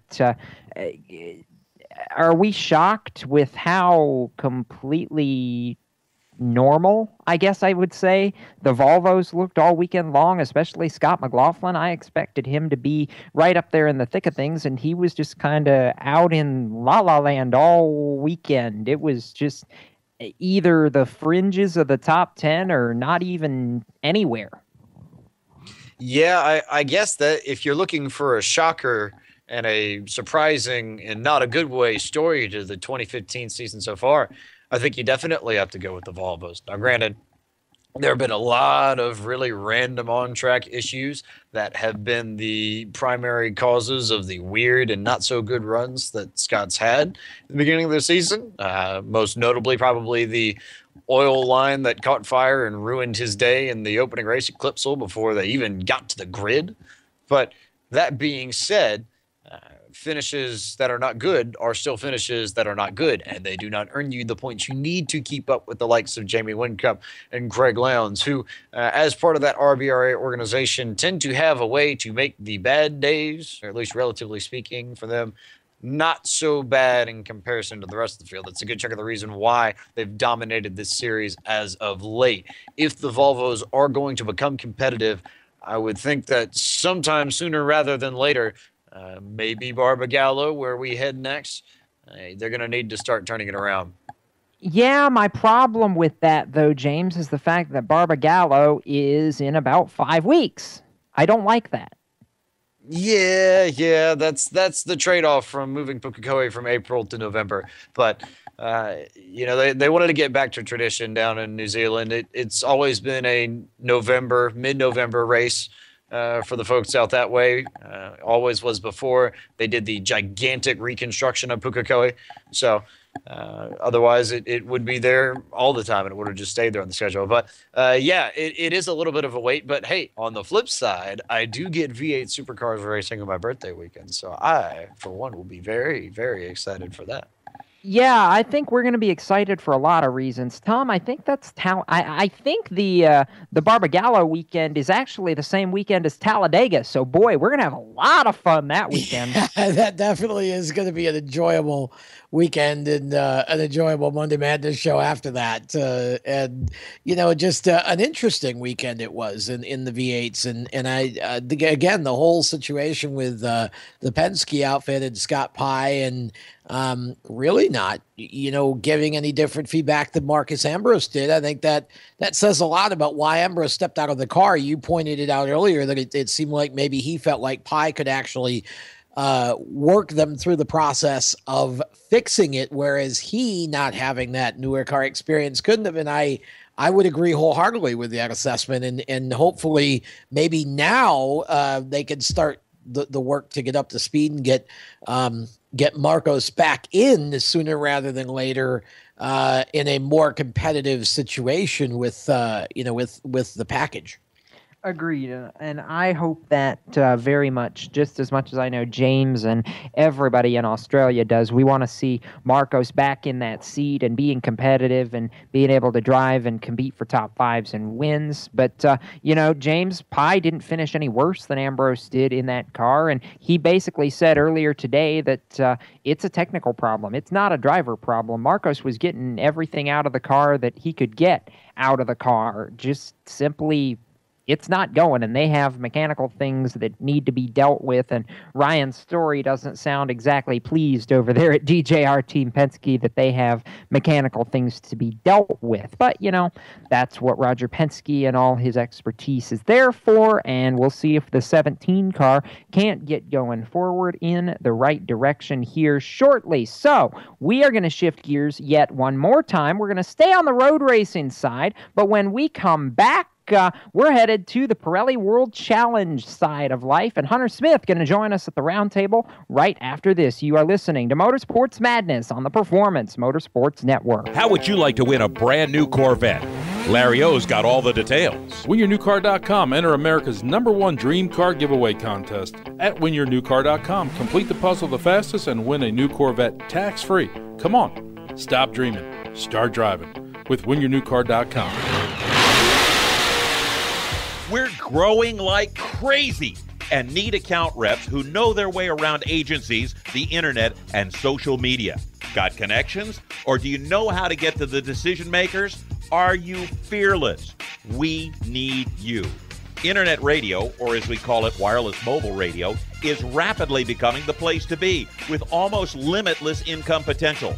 So contact us to get involved with the fastest growing professionally produced group of internet radio stations in the world. Your imagination is the only limit here. Call 717-749-0444. That's 717-749-0444. Or you can email us at scorpionradiogroup@gmail.com. You want to ask for Sue. Do you hear that? That's the sound of America's only sports car. That's right, it's a Corvette. But not just any Corvette. It's your Corvette. It's that who cares if there's traffic part of your day. And this can be you when you come to Cooper Corvettes. With 60 years of Corvettes to choose from, there's always a Corvette in your budget. And they'll service any Corvette you bring in. Cooper Corvettes on Route 1 just north of Quantico and Triangle. Call, click, or visit CooperCorvettes.com. You wouldn't trust your taxes to an uncertified accountant, so why trust your vehicle to an uncertified technician? When you have to take your car into the shop, look for the blue and white ASE sign. That ASE blue seal means the shop employs technicians certified by the National Institute for Automotive Service Excellence. ASE certification is proof that technicians have the knowledge and experience to fix your vehicle right the first time. For more information on finding an ASE Blue Seal of Excellence facility, visit the website at www.ase.com. My very first movie, it was called British Terabithia, and that was a film that a lot of kids loved. From IamSecond.com. It felt very cool in my heart to know that I did something nice. Actress Bailey Madison. I don't want it to be about me, I want it to be about God. Even though you have an earth father, he is your father, that you can say to him, God, I'm not feeling too well today. Or if it's just, little things like, I feel homesick, or I need you, Lord. I need to feel happiness in my heart. The most important thing is you have to have hope. You have to have faith. God is with you, and God is with you every step of the way. If you give yourself to God and you say, I'm ready to commit myself to you, you will know that God is watching you. He looks out and he goes, I'm very, very happy with what you just did. My name is Bailey Madison, and I am second. Hi, this is Ben Rhodes, driver of the number 41 Alpha Energy Solution Chevrolet in the NASCAR K&N Pro Series East.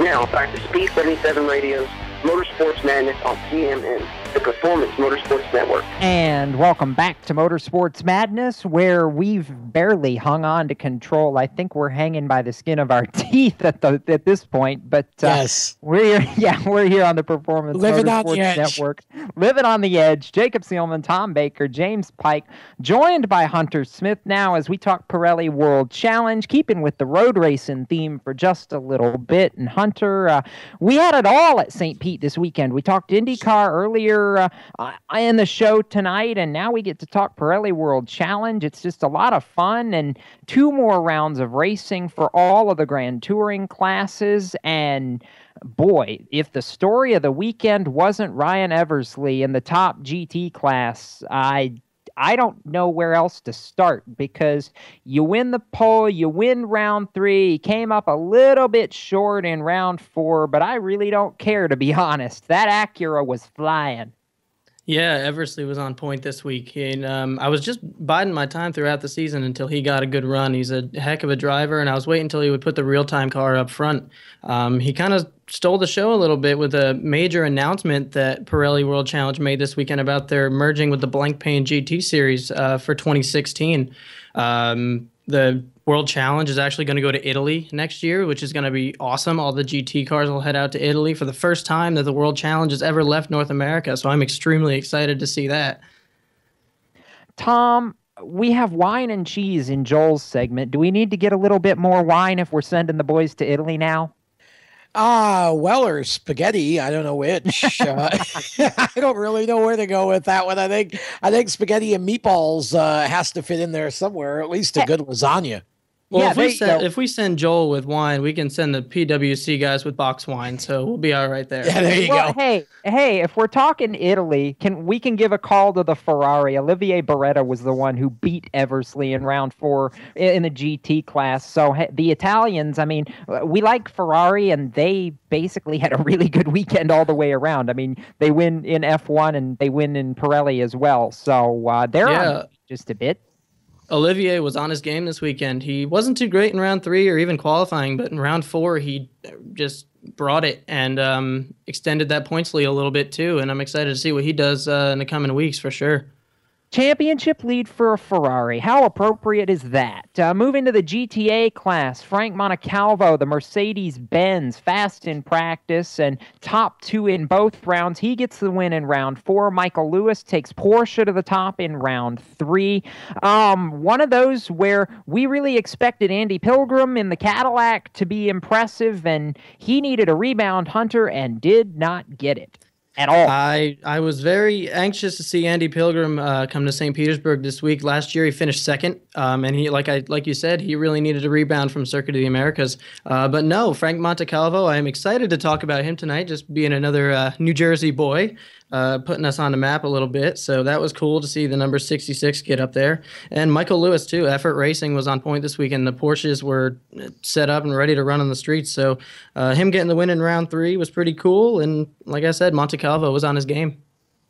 He was on his game, and in the GTC class, more guys who were on their game, or one guy in particular, the same guy we've been talking about in GTC since the start of the season, Colin Thompson, and the Porsche class.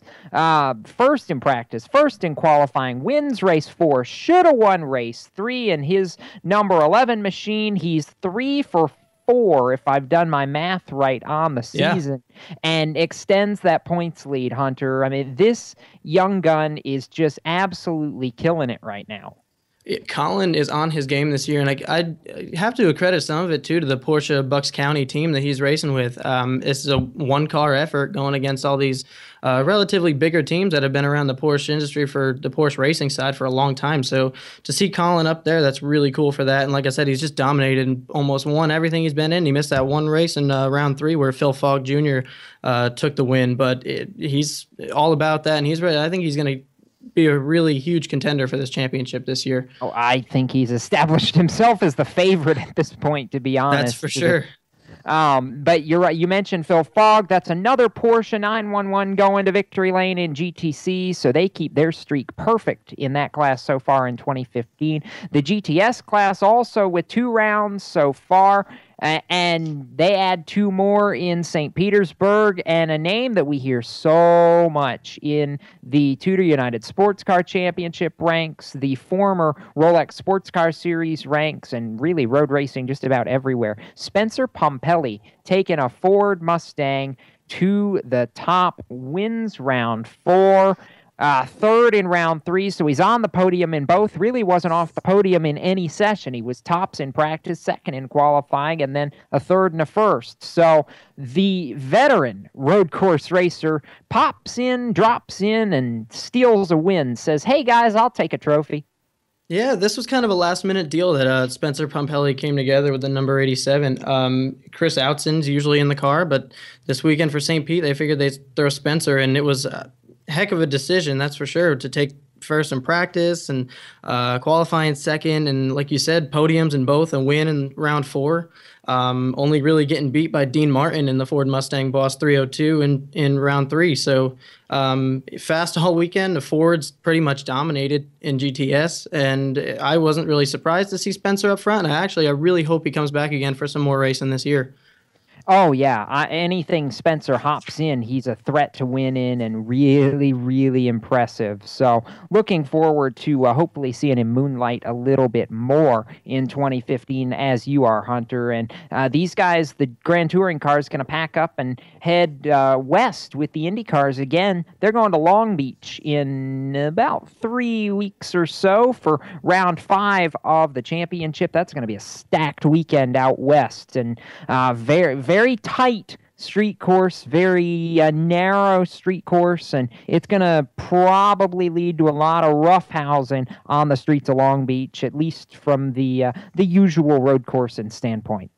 Oh, yeah, for sure. I mean, we saw quite a bit of cautions out this weekend in St. Pete, but I think Long Beach is going to be quite a challenge for these guys. The GT, the GTA, and the GTC guys are all going out and seeing what they can do in Long Beach, and hopefully they can put on quite the show. I'm excited. I always love Long Beach weekend, just with the Indy cars and all the guys, and adding World Challenge to come to it just makes me even more excited to get ready to see what they can do. Oh, I'm looking forward to it, and Hunter, definitely always appreciate your time on the show. Definitely excited to see what the next couple of weeks are going to bring. And Pirelli, I think like we've talked about, just one of the up-and-coming road racing classes in North America. You know, you talk about some of the struggles that the Tudor Championship and the IMSA side of things has endured over the past year or so, and everything we've watched over the past 12 or 16 months looks like everything where IMSA has struggled, their loss has been Pirelli's gain. And you see it in the car count. I mean, they had 63 cars, I believe, this weekend, and that's not even with the TC, TCA, and TCB classes. So add those classes together, and you have such a multitude of manufacturers and drivers, and it's such a diverse group. And, I mean, you got guys like Olivier Barretto coming in from Formula One and all his past and coming in. It's just a great group of drivers, the diversity of the manufacturers. It's becoming such a great series, and it's hard to believe they're in their 26th season and in their 27th season. Now they're finally going around the world and putting a cap on the World Challenge. So they're, like I said, it's only growing, and I can't wait to see where it goes, and hopefully at some point I get my part of it. Hail Italy. We're excited for that, Hunter, and definitely looking forward to having you back on the show in a couple of weeks, and looking forward to seeing you try to claw your way inside the bubble as well. I really appreciate it. I love being on the show. I love talking with you guys and talking racing in general. That's what it's all about, right? Yeah, it's about that and trying to keep the other three of us out of straitjackets, or as Tom says, the white coats and little rooms. Hey, you know what? For me, this is a great way to cool down because I always come on this show right after calculus class. So I sit in there for a little while and I just build up and get excited, and then I come here and do this stuff with y'all. He's the one of the four of us that can do math. James and I have proven we can't. I never said I was good at it. I just said I was coming from the class. See, that's the whole point, Jacob. Is you don't have to be good at it to sit through the class. And see, by the time I get out of calculus class, I would need the straitjacket. So good that we could give Hunter a break like that. On that note, we're gonna go and walk ourselves into the corner and take our final commercial break. When we come back, Kyle Magda rejoins us after we kind of banished him back behind the glass for a little bit. We'll get our performance picks out of the way and rehash how badly I dropped after Sunday's action. Eesh, I don't want to remember that. Right now, we'll do this business. You are listening to Motorsports Madness on the Performance Motorsports Network. How would you like to win a brand new Corvette? Larry O's got all the details. In the Pits Media is proud to present its newest partner, WinYourNewCar.com. That's right, you now can enter the #1 American Dream Car Contest giveaway at WinYourNewCar.com. Complete the puzzle the fastest and win a new Corvette tax-free, delivered to your door. Come on, stop dreaming, start driving with WinYourNewCar.com. Car problems? You can trust your local Cottman man. Cottman has a 40-year history as a leader in car repair and making happy, satisfied customers. Whatever's wrong with your car, SUV, or truck, Cottman will check it out free using state-of-the-art diagnostic equipment. Don't take chances with your car. Bring it to Cottman and let your local Cottman man show you why they are America's transmission and total auto care experts. Visit Cottman.com to download money-saving coupons. Cottman. Real service, real fast. You know that phone call is going to come at the worst possible time, right at the end of the game. Fourth quarter, fourth down, and 1 yard to go. They're piling up, but you can't watch that. You got to get that car off the road. This could have been prevented if you have taken advantage of Cottman's free TransCheck 21. Here's a chance to have us look at your car and head off any problems that could happen that could interrupt that game. Again, it's a free check. Come see us. See Leonard and the fine folks at Cottman of Manassas, 9113 Mathis Avenue in Manassas. Give them a call at 703-365-7200. Before a disaster turns your family's world upside down, it's up to you to be ready. Get a kit, make a plan, be informed. Learn how at www.ready.gov. Brought to you by the Federal Emergency Management Agency and the Ad Council. If you're a gearhead, you probably go online to those hot rod superstores, drooling over the chrome and speed goodies until you find just the right item for your muscle car, tuner car, truck. But what do you do when it comes to fixing the mom mobile? If you're like most do-it-yourselfers, you head to the strip mall parts store and talk to the "Do you want fries with that?" kid behind the counter. Hold on, Bunky. Did you stop to think where those chain stores are getting the parts that you're installing in the vehicle that's used to transport your family everywhere? They get the cheapest suppliers they can find to sell you the parts at bargain prices. Their limited lifetime warranties? What a joke. Remember the last time Mom's car broke down? You heard about that one for weeks. Don't take that chance again. Excelsior Racing has the quality parts you need for your family vehicle. Parts that you can install knowing you're getting the best for your family. Excelsior Racing. Quality parts, personalized service, affordable pricing, fast to you direct. Excelsior Racing. Online at excelsiorracing.com or call 502-909-2034. Hi everybody, this is Getty Lee for RAD. To many of us, drunk driving is something that other people do. Certainly not one of our friends or relatives would do such a thing. When you see someone who's had too much to drink, about to get into a car, urge them to give up the keys and find alternate transportation. Always choose a designated driver. Remember, music lives, you should too. A public service message brought to you by the U.S. Department of Transportation, RAD, the National Association of Broadcasters, and the Ad Council. Hi, this is Ryan Priest, driver of the number 6 TS Haulers, modified in the Wheel and Modified Tour. Now back to Speed77 Radio's Motorsports Madness on PMN, the Performance Motorsports Network. And we are here talking motorsports on PMN. Jacob Seelman, Tom Baker, Kyle Magda back with you, along with James Pike as part of Motorsports Madness. And boy, it's been a little bit mad tonight, gentlemen. I think we've run the gamut with just about everywhere we could possibly go. Tom, I want to make a point right here because we're coming up on Easter weekend, so there's not a whole lot of racing going on, but there is some short tracking going on this weekend, and we all, at least those of us that are in these parts anyways, get to be a part of it.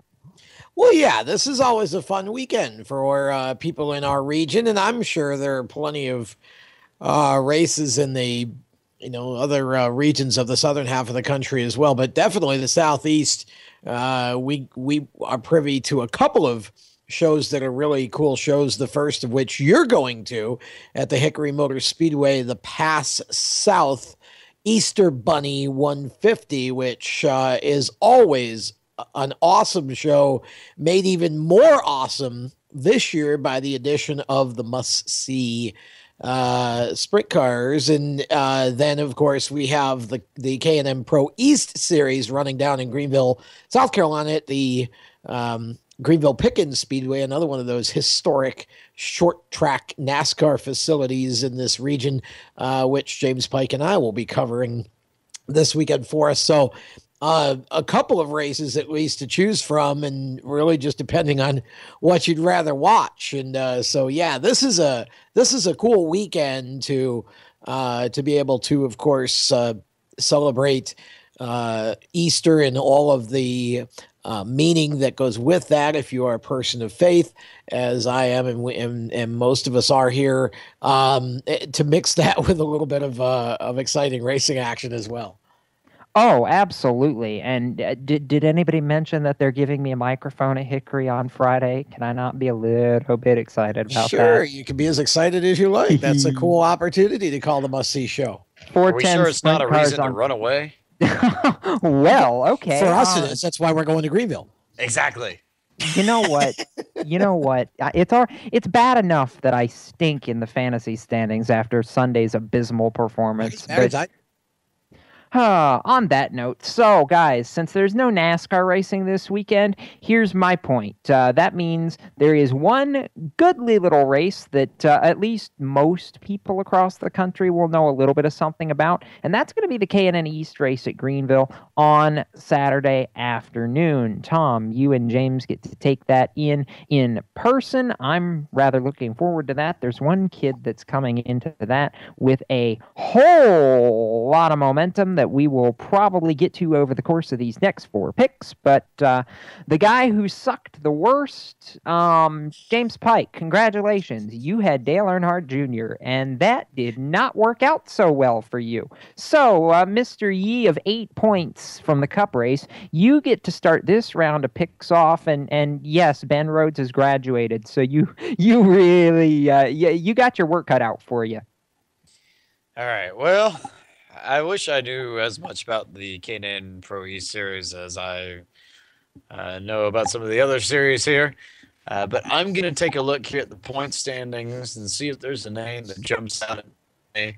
And if this is a bonus pick and you're really going for the win, I'd have a different strategy if we're going for points. But Would y'all kill me if I just went ahead and took Dalton Sargent and got that out of the way? I feel like that probably is going to be somebody that gets swiped up, so I feel like I might as well go ahead and take him. And also, while we're on the subject of home tracks and things of that nature, I wanted to take just a quick moment to, I guess, send condolences, if you will, to the folks out in Irwindale and Irwindale Speedway.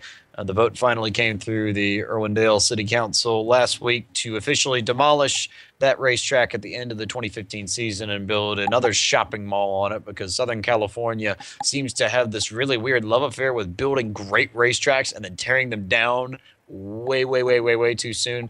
I hate to think that Irwindale is going to be another one in that list of tracks, but I guess nature of the beast. But it's a shame all around, and I hate it for everybody involved. And I'm gonna miss watching races there on YouTube, and every once in a while the live race with the All-Star Showdown that was so awesome there back in the late aughts and early parts of this decade. So. Yeah, this is not okay. I am not okay with Irwindale going away at all. But I'll digress that story for another time and say that I sucked the second worst of anybody in the Cup race on Sunday, because I had the guy who finished one spot ahead of Junior, and that was Jimmy Johnson. So by default, that means I get to go next. And I thought about picking Dalton Sargent, James, but I ended up deciding, no, I'm not going to do that. I'm going to go with the guy that won the last K&N East race at Greenville Pickens. He has won just about everything over the past 4 or 5 races, and I think he's going to do it again. And I say Austin Hill improves to 4 in a row on the K&N East Tour and gets his second win of the season. And that would lead me to you, Tom Baker, who picked Kurt Busch and came home 14th. And actually led enough of the race to be considered a legitimate threat to win before something mysteriously happened to the 41 car. Obviously, if I put my tin hat on, NASCAR did it, because after all, NASCAR continually fixes races. Just ask Jeff Hammond, who seems to be walking around with a tin hat 24/7 lately.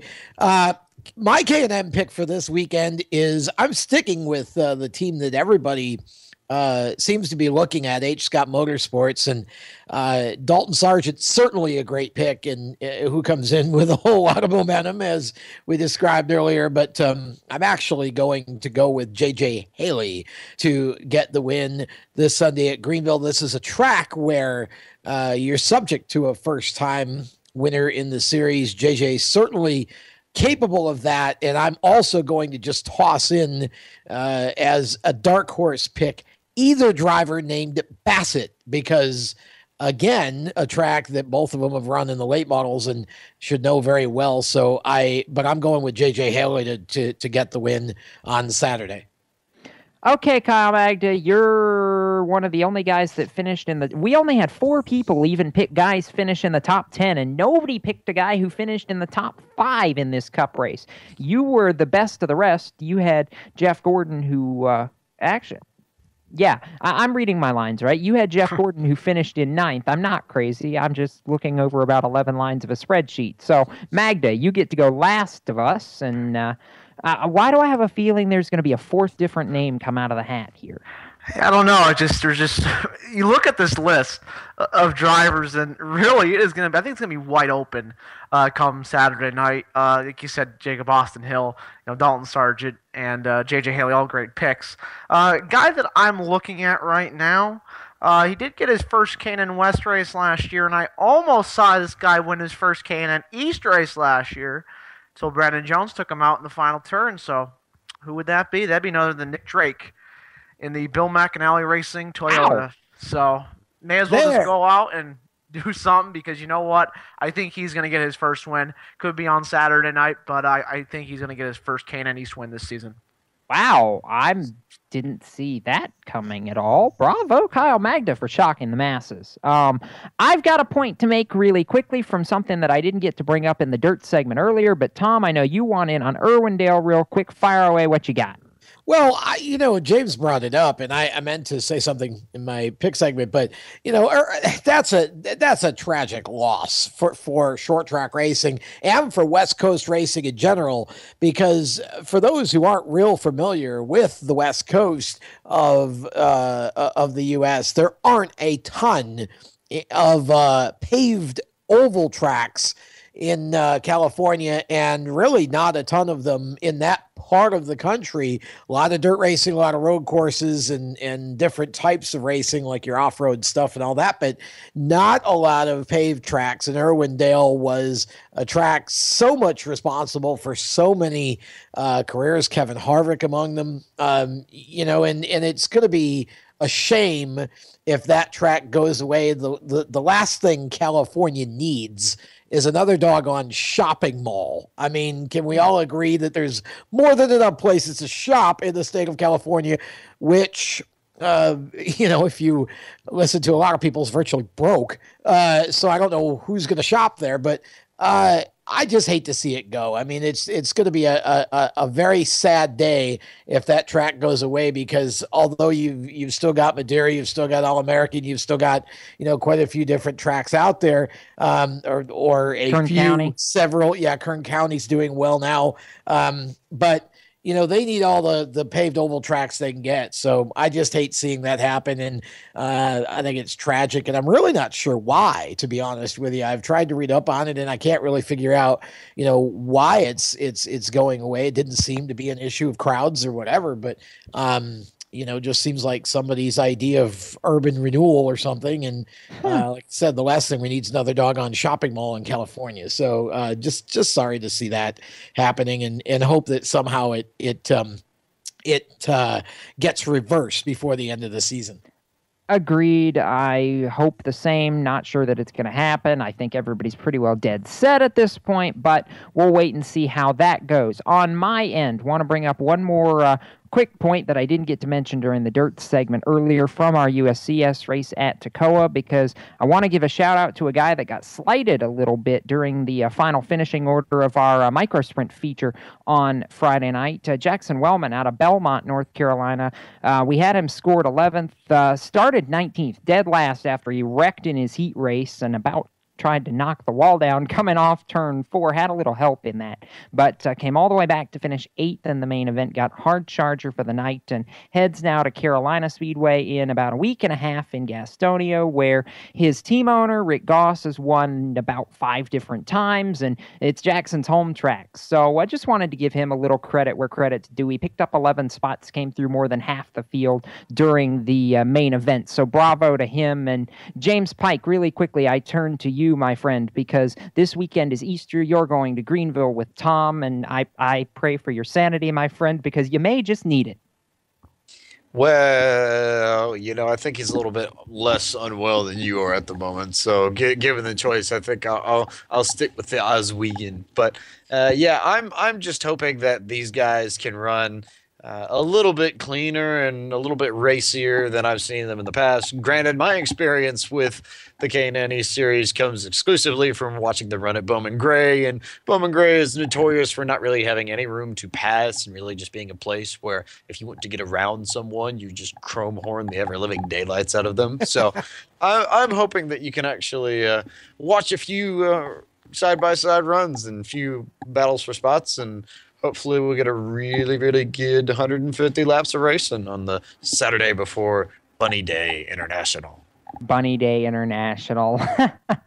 Oh, James. We may all need a little help at this table. Kyle Magda, 1 point from the K&N East list that we forgot to mention. Daniel Hemrick's running an NTS Motorsports K&N car this weekend. Finished 12th in the truck race last Saturday. Wasn't a top 10, but it was solid for that crew. They bring the truck home in one piece, and now he gets to go try his hand on another short track, and a track where, at least as far as the style of racing goes, he's really good. This is right in his wheelhouse, local short track. This is right up his alley. So, and I kind of find that interesting. I thought NTS would pull out, with the whole Greg Alding thing.